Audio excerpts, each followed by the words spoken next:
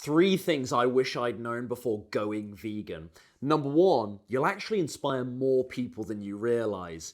I think the stigma in people's head when they first go vegan, as in the person going vegan, is, oh, I'm gonna get loads of shtick for this, I'm gonna get loads of hate for this. And I think to a certain extent that is true, but definitely over the last 7 years since going vegan myself, I notice it being far less, at least here in the UK.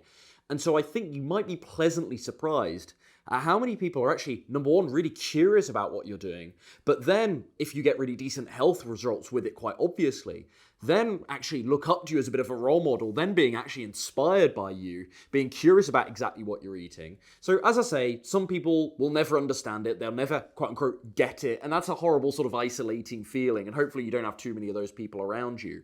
But so many people will genuinely be interested in learning from you and learning more about why you made the decisions you have to do so. So I think that's the first pleasant surprise you realize anyway.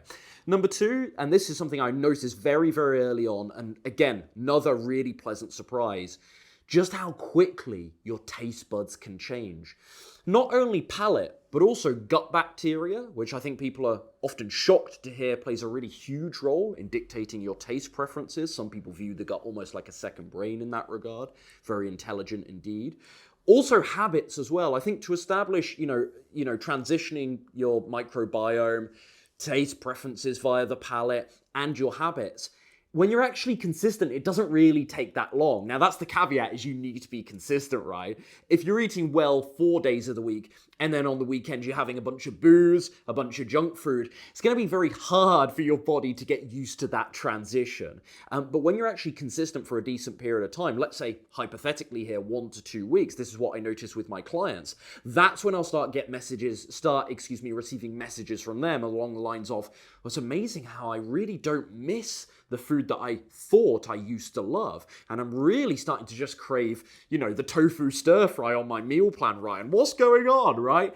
And so, yeah, I think that was really, really surprising to me. And people spoke about it, when I first went vegan and I was watching other vegan YouTubers and reading blogs from when blogs were still a thing in 2015, people were telling me, look, your taste buds are going to change really fast. And I probably was slightly skeptical. I was probably like, no, surely not. I was willing to give it a go, but I was probably slightly skeptical about that element. But no, it's absolutely correct. When you're consistent, your taste buds will change amazingly quickly. So any fears you have about missing meat or dairy, I think you'll be pleasantly surprised at how quickly those things fade away.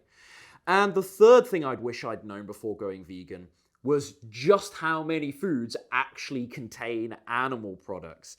Bread, wine, beer, milk powder in crisps, vitamin D3, which seems to sneak into everything, even cereal for some reason. Vitamin D3, if you don't know, is derived from sheep's wool, bizarrely enough. Obviously, there's vegan vitamin D3 and also D2. But yeah, D3 anyway, primarily being derived from sheep's wool, as I say, very, very bizarre. So I think everyone knows when they're looking at, bread products, for example, oh, egg white, there's obvious stuff. But what about things like casein and gelatin and L-cysteine? People don't tend to know what these are, or as I say, D3. And so, yes, sadly, you do have to be quite meticulous about these things at first. Now, after a while, you come to understand your options. You're watching other people online, you're doing your own research. So when you walk into a grocery store in time, you're pretty clear on, I'll just put this in my basket. And you can always give stuff a Google there and then, I suppose. But you're pretty clear on what and what can't go in your basket. So you do get used to this, but admittedly, it does require a bit of upfront work. So just being transparent about that.